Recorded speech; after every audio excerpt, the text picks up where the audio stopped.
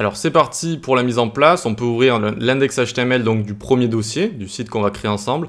Je vous invite vraiment à coder avec moi, surtout si vous êtes débutant, pour plein de raisons, notamment pour s'habituer à écrire des raccourcis, pour s'habituer à écrire des bouts de code, etc. Plus vous allez l'écrire, plus ça ira vite, et plus vous l'aurez dans les doigts, entre guillemets.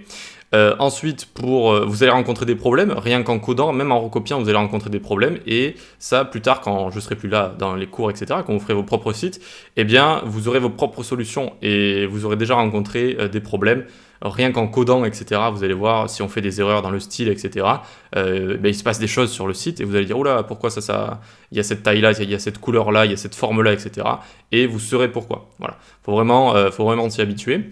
Ensuite, on va commencer donc ici l'index HTML. Ce qu'on va faire, on va mettre ça en grand écran. Hop, et celui-là aussi. Comme ça, on aura la place.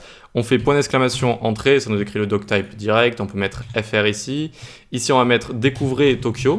Pour rappel, l'attribut title, c'est ce qui se voit en haut de notre navigation, ici. D'accord, là, c'est l'attribut title qu'on est en train de lire, GitHub, Ziratsu, site fin, etc.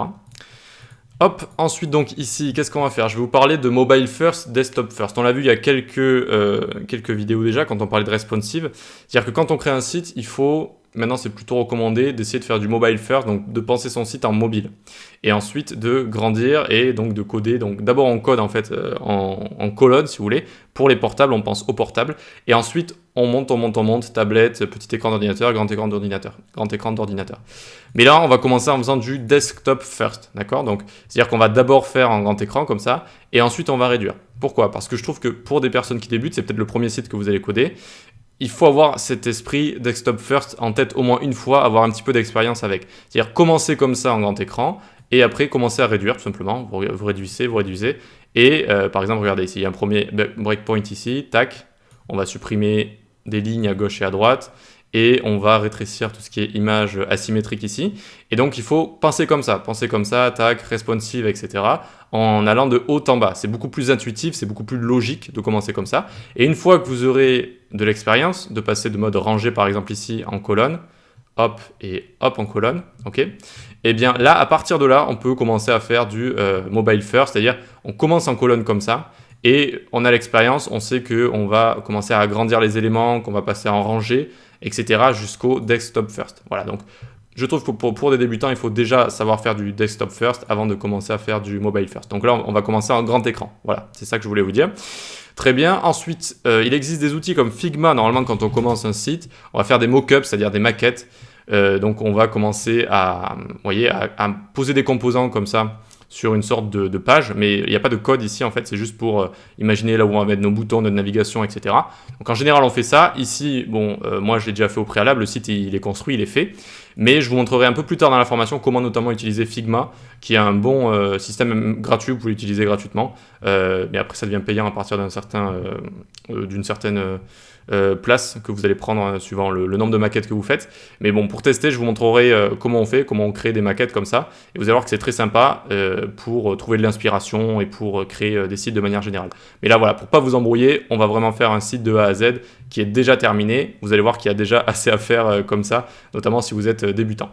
Allez, donc, fini tout ça. On va pouvoir directement revenir dans le code. Tac, alors on est ici. Hop, il faut faire quoi ici? Il faut lier notre style CSS, link style.css, lier notre JS tout en bas. Pourquoi on le met tout en bas le JS? Tout simplement pour laisser charger le DOM qu'il y aura ici. D'accord, tous les éléments qu'il y aura ici vont charger. Il faut éviter de mettre le script dans le head. Ça fonctionne aussi, mais si le script charge avant le DOM, avant les éléments, et que dans votre script, vous manipulez des éléments du DOM, il risque d'y avoir des erreurs. Hein. S'ils ne sont pas encore prêts et que vous commencez à vouloir manipuler des choses qui n'existent pas encore, ça risque d'être compliqué. Ok, donc on a le style, on a le app.js. Il nous manque une chose qui est assez sympa pour les sites, c'est utiliser des polices d'écriture. Et donc ici, on va en utiliser deux. On va aller sur Google ici, Google Font, qui est un site proposé par Google, vous l'aurez deviné, pour avoir des polices d'écriture gratuites. C'est assez complet, c'est assez sympa d'avoir des polices ici avec Google Font. Donc ici, on va utiliser Railway. Tac. Ce qui est ici. Donc ça, c'est du sans sérif, c'est-à-dire qu'il ne va pas y avoir de petits empattements sur les lettres. Hein. Vous pouvez regarder, on revient au début si vous voulez, on enlève ça. On a les catégories ici. Et donc par exemple, j'enlève tout et je vais juste le laisser le sérif. Vous voyez que sérif, il va y avoir des petits empattements ici. Tac, tac, sur toutes les lettres. Et sans sérif, ça va être comme la police d'écriture sans sérif, c'est-à-dire il ne va pas y avoir d'empattement, ça va être des lettres comme ça, un petit peu plus clean comme ça. Voilà, donc ça on va l'utiliser pour le texte de manière générale. Ok, donc une fois qu'on a vu la différence sans sérif, sérif, on peut tout remettre ici, tac. Et on va s'en prendre deux. Alors je vous avais parlé de Railway, mais non, en fait ça s'appelle Merendia ici, Merendia. Donc ça on va s'en servir, notamment Merendia One ici, on prend Merendia One, on clique sur Select this style. Et normalement, si on clique ici en haut à droite, voilà, ça nous a rajouté Merendia One, Regular 400, ça c'est le gras, c'est normal quoi. Et Embed ici avec un petit link qu'on va pouvoir mettre directement dans notre code pour pouvoir utiliser cette police d'écriture. Si on a envie d'en utiliser plusieurs, c'est bien fait, c'est-à-dire qu'on a juste à recliquer sur Google Font ici et on va en chercher une autre qui s'appelle Nunito 100. Donc Nunito sans sérif, c'est celle-là. Et celle-là, vous voyez que c'est du sans sérif, donc c'est plus à utiliser pour le texte de manière générale. Voilà, c'est une police neutre. Plutôt sympa. On va prendre la Regular 500, elle est où? Attendez, Light, Regular 400. La Regular 400 qui est juste ici. Encore une fois, 400 c'est le gras, ça va de 100 à 900 si je ne dis pas de bêtises. Donc là, on va en prendre une classique. On fait Select this style également. Et c'est venu se rajouter au link ici. Regardez, il y a écrit Merendia, Merendia One et Nunito 100 ici. On a juste à copier et à revenir à notre code. Et on vient la linker juste en dessous du CSS ici. Et donc là, on a Merendia One et Nunito 100 qui est juste ici. Et donc si je fais un H1 là, lorem 5, un H2 là, lorem 5, on va voir qu'on peut utiliser les deux. On vient ici dans style et on fait H1 font size 80 pixels, font femme, on va mettre Merendia One comme ça.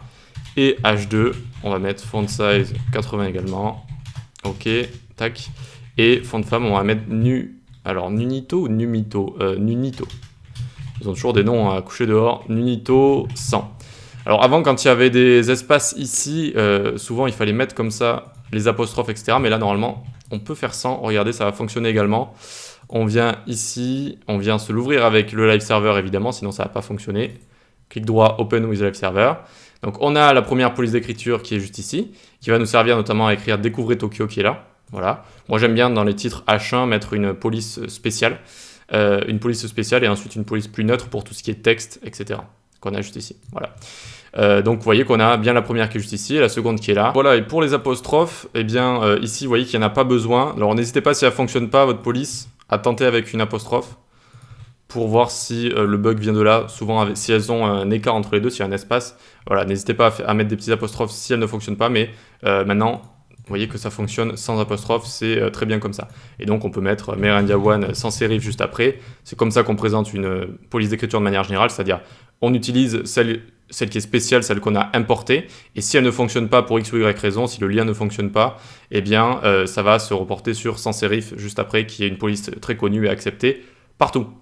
Ok pour ça, allez, dans la partie design de ce cours, je vous montrerai comment lier, ou plutôt comment choisir des paires de polices d'écriture qui vont bien ensemble.